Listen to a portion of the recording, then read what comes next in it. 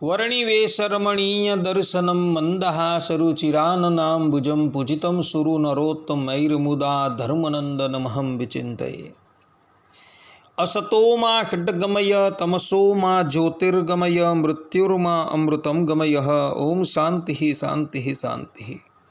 अस्मद्गुरु समारंभां नाथयामुनमध्यमां लक्ष्मीवल्लभपर्यन्तां वंदे गुरु परंपरा। આજની જ્ઞાન સભાની અંદર પધારનારા બધા જ ભગવદ્ ભક્તોને વેદાંતાચાર્ય પુરાણ ઇતિહાસાચાર્ય મેં ફિલોસોફી શાસ્ત્રી રાકેશભાઈના હેતપૂર્વક જય સ્વામિનારાયણ। ભક્તો, આજની આ જ્ઞાન સભાની અંદર આપણે બધા ભગવાનની પૂજા કરવાથી ભક્તને કયા ફળની પ્રાપ્તિ થાય છે એ વિષય પર થોડી વાત શ્રવણ કરશું।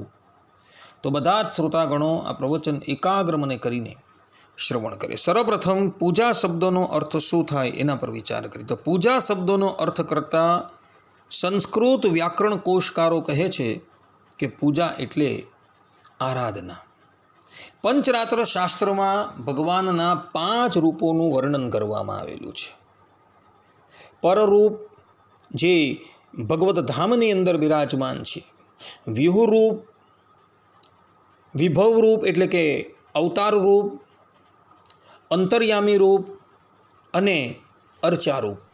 એમાં જે પરરૂપ છે, વ્યુહરૂપ છે, અંતર્યામી રૂપ છે, તેના દર્શન તો સાધકો યોગ સિદ્ધ ચક્ષુથી જ કરી શકે છે।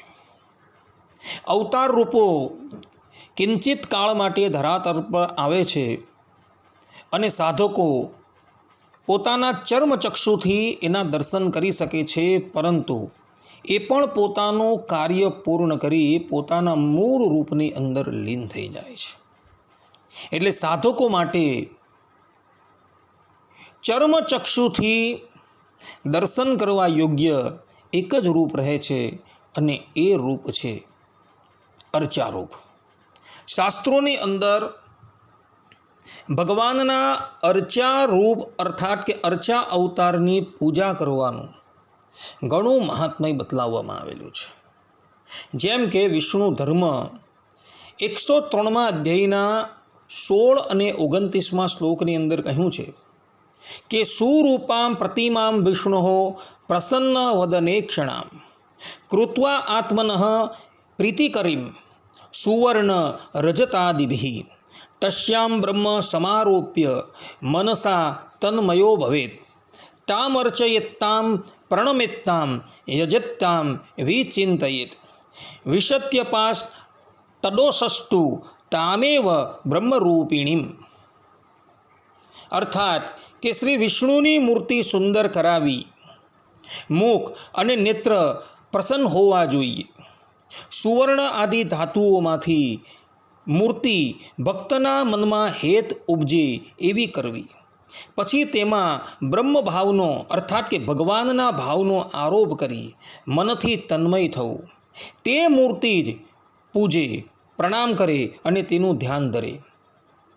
બધા દોષ ટળી જાય ત્યારે ઉપાસક તે બ્રહ્મરૂપ મૂર્તિમાં જ પ્રવેશે છે, અર્થાત કે તન્મય થઈ જાય છે। આ પ્રમાણે અહીં વિષ્ણુ ધર્મની અંદર સ્પષ્ટ રૂપે કહેલું છે કે જે પણ કોઈક મનુષ્ય ભગવાનના અર્ચા અવતારનું એટલે કે અર્ચા સ્વરૂપનું પૂજન કરે છે, એના બધા જ દોષો ટળી જાય છે અને એનો ભગવાનમાં પ્રવેશ થઈ જાય છે। ભગવાન સ્વામિનારાયણ સત્સંગી જીવનના 5મા પ્રકરણના 7મા અધ્યાયના 20મા શ્લોકની અંદર કહે છે કે અર્ચકસ્ય તપોયોગાદ અર્ચનસ્યાતિશાયનાત અભિરૂપ્યાચ બિંબાનામ દેવ સન્નિધ્ય મૃચ્છતિ। અર્થાત કે પૂજા કરનારના બ્રહ્મચર્ય વગેરે તપથી શ્રદ્ધાન્વિત થઈ પૂજા દ્રવ્યથી અધિક સામગ્રીથી તેમની પૂજા કરવા યોગ્ય સુંદર મૂર્તિની રમણીયતાથી ભગવાનની પ્રાપ્તિ થાય છે। આ પ્રમાણે ભગવાન સ્વામિનારાયણ પણ સત્સંગી જીવનની અંદર કહી રહ્યા છે કે જે પણ કોઈક મનુષ્ય ભગવાનની પૂજા કરે છે એ પૂજા કરનારાને અંતે ભગવાનની પ્રાપ્તિ થાય છે। ભગવાન સ્વામિનારાયણ ગધડા પ્રથમના 68મા વચનામૃતની અંદર કહી રહ્યા છે કે પરમેશ્વરે પોતાની આજ્ઞાએ કરીને જે મૂર્તિ પૂજવા આપી હોય તે મૂર્તિ અષ્ટ પ્રકારની કહી છે. તેમાં પોતે સાક્ષાત પ્રવેશ કરીને બિરાજમાન રહે છે.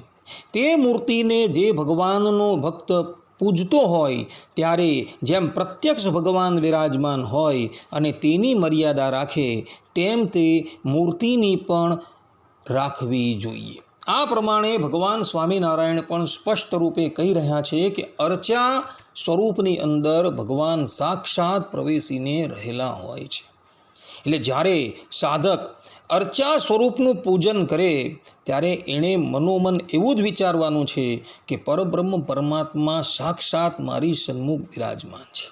જો આ ભાવનાથી સાધક ભગવાનની અર્ચા મૂર્તિનું પૂજન કરશે તો એના બધા જ દોષો ટળી જશે અને અંતે એને ભગવાનની પ્રાપ્તિ થશે.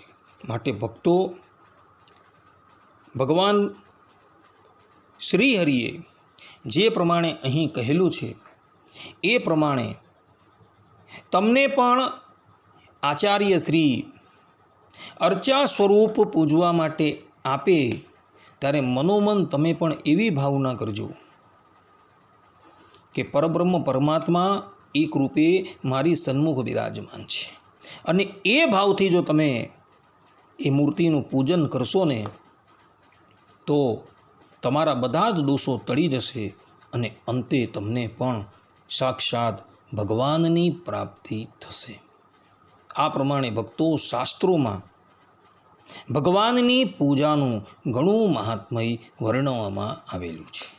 તો આ મહાત્મયને બધા જ લોકો આત્મસાત કરી લેજો અને આચાર્ય શ્રી પાસેથી મૂર્તિ ગ્રહણ કરી પ્રેમપૂર્વક એની પૂજા કરજો. આ સિદ્ધાંત વાત છે. આટલું કહીને હું મારા પ્રવચનને અહીં વિરામ આપું છું. સર્વે સંતુ નિરામયઃ, સર્વે સુખીનો ભવંતુ, સર્વે ભદ્રાણિ પશ્યન્તુ, મા કશ્ચિત દુઃખ ભાગ ભવેદ અસ્તુ. જય સ્વામી.